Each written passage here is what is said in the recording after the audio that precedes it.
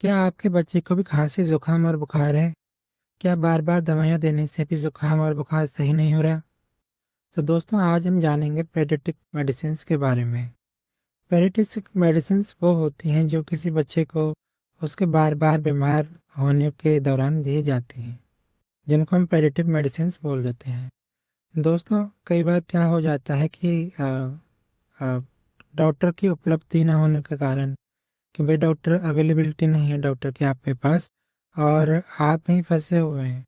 In case of an emergency कुछ ऐसी medicines होनी हमारे पास चाहिए जिससे कि हमारा बच्चा कुछ टाइम के लिए स्टेबल कर पाए, उसकी हालत में सुधार हो पाए और उसको तुरंत बाद हम किसी डॉक्टर को उसको दिखा पाएँ।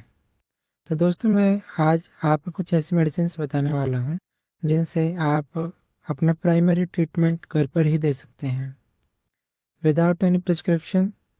यह दवाइयाँ मेडिकल स्टोर से उपलब्ध नहीं होती हैं, फिर भी in case of an emergency आपके पास यह अवेलेबल होनी चाहिए। तो आइए बात करते हैं, मैं आपको बताता हूँ।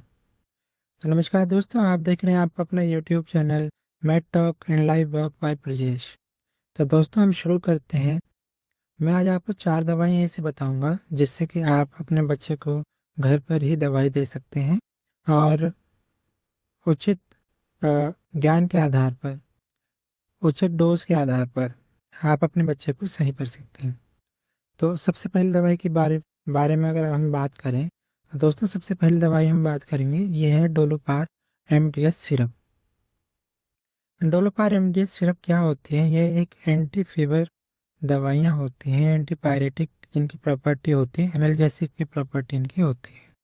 तो दोस्तों यह दर्द और बुखार में बच्चे के लिए काम करती है और इन हाई डोजेस ये 10 साल तक के बच्चे के लिए आप यूज़ में ला सकते हैं। उससे अब आपको टैबलेट्स यूज़ करनी पड़ती है। तो सबसे पहली दवाई है डोलोपार एमडीएस जो कि है माइक्रो लैब लिमिटेड कंपनी की। तो दोस्तों इसके अंदर पैरासीटामोल 250 mg और मेफेनेमिक एसिड 100 mg होता है।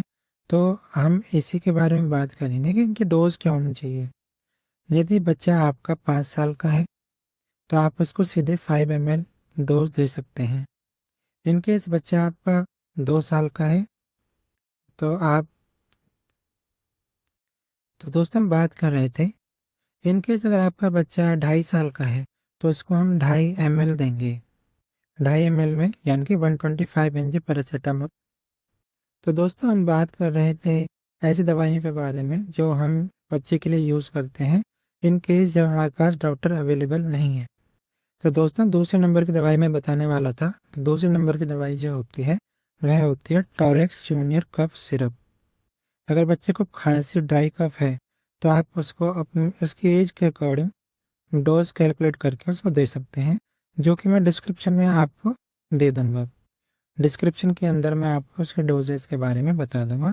तो आप यह भी ले सकते हैं टोरेक्स जूनियर कफ सिरप। इसमें क्या होता है, इसमें डेक्स्ट्रोमेथर्फोन हाइड्रोब्रोमाइड क्लोरफेनिरामिन मैलेट एंड माइलेप्टिन इससे होता है जो कि सेफ है। तो दोस्तों हमने तीसरी दवाई के बारे में अगर आपको बताएं, तीसरी दवाई है हमारी जीएससी कंपनी की ओगमेंटिन सिरप। ओगमेंटिन डो सिरप इसका नाम होता है। यह मार्केट में बहुत ही आसानी से अवेलेबल हो जाती है। तो हम इसके बारे में अगर बात करें तो इसके अंदर amoxicillin and potassium clavulanate oral suspension यह होता है जो कि कंसिस्ट करता है 30 ml syrup with in it. तो दोस्तों इसमें से भी डोज कैलकुलेट करके मैं आपको बता दूंगा डिस्क्रिप्शन के अंदर, तो आप इसको देखिएगा और उचित डोज ही आप बच्चे को दें, ज़्यादा डोज बच्चे को ना दें। और चौथी दवाई के मैं आपके बताना चाहूँगा, तो चौथी दवाई है बेटनीसॉल ओरल ड्रॉप। तो दोस्तों इसकी भी मैं कैलकुलेशन करके आपको डिस्क्रिप्शन में प्रोवाइड करा दूँगा, आप वहाँ से देख लीजिएगा। और अ, देखिए कई बार क्या होता है, हम डॉक्टर अवेलेबल है और पैसे बचाने के चक्कर में हम केवल वही दवाइयाँ देते रहते हैं बच्चे को जो कि हम यूज़ करते आ रहे हैं। ऐसा भी नहीं होना चाहिए। अभी मैं आपको एक केस बताऊँ, क्या हुआ था, हमारे पास एक पेशेंट आती हैं जिनके बच्चे को दिल में छेद था। तो जनरली लेडीज़ बेटनीसॉल ओरल ड्रॉप का यूज़ करती हैं। तो उन्होंने रेगुलरली उनको सर्दी खांसी के लिए अपने बच्चे को केवल बेडनीसोल ऑरल ड्रॉप का ही इस्तेमाल किया था, जिससे क्या हुआ, बच्चे को स्वेलिंग हो गई। तो ऐसा भी आपको नहीं करना है कि आप बार बार एक ही मेडिसिन रूटीन वाइज दे ही जा रहे हैं। ऐसा बिल्कुल ना करें। अपने आप से सेल्फ प्रैक्टिस ना करें। किसी के एडवाइस के अकॉर्डिंग आप अपना काम करें। बच्चे के लिए रिस्क ना लें। तो ये जितने भी मैं आपको दवाइयाँ बता रहा हूँ, यह मैं अपने ज्ञान के आधार आपको बता रहा हूँ। मैं डोज कैलकुलेट करके आपको बताऊंगा, उसी के अनुसार आप दवाई दीजिए, और या फिर किसी अच्छे डॉक्टर से परामर्श लेके तब आप उसको दीजिए।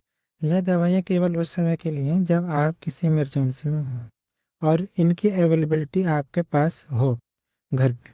क्योंकि कई बार ऐसा भी समय आता है कि आपके पास डॉक्टर अवेलेबल नहीं है, बच्चा परेशान है, तो आप ये दवाइयाँ अपने पास रख सकते हैं और बच्चे को उचित डोज कैलकुलेट करके दे सकते हैं। क्योंकि बच्चा कितने भी साल का हो सकता है, 1 साल का हो सकता है, 2 साल का हो सकता है, 5 साल का भी हो सकता है। तो उसी के अनुसार डोज कैलकुलेट करके उसको दें। तो मेरी यह वीडियो आज इसी संदर्भ में थी कि in case of any emergency, बच्चा अगर परेशान है, निमोनिया का केस अगर उसको हो रहा है, तो धीरे धीरे आप यह दवाइयाँ उसको इन केस इमरजेंसी, केवल इमरजेंसी के लिए ही आप उसको दें। और जब बच्चा थोड़ा स्टेबल हो जाए तो उसको किसी अच्छे से डॉक्टर को दिखाएं। बिना किसी डॉक्टर के ज्ञान के दवाई ना लें, किसी फार्मासिस्ट के ज्ञान के बिना या उसके सुझाव के बिना दवाइयाँ अपने आप से ना लें। भेड़ चाल में ना चलें, मेरा कहने का मतलब ये है। तो अगर आपको यह वीडियो अच्छी लगी है तो लाइक करें, सब्सक्राइब करें और फॉलो करें। मेरा इंस्टाग्राम चैनल भी है, आप उसको भी फॉलो करें। यूट्यूब चैनल भी है, उसको भी आप फॉलो करें। और एक फेसबुक आईडी भी मैंने जनरेट की हुई है ब्रजेश कृष्ण दास के नाम से, आप उसे भी फॉलो करें। बहुत बहुत धन्यवाद। जय जय श्री राम, जय श्री दास, जय श्री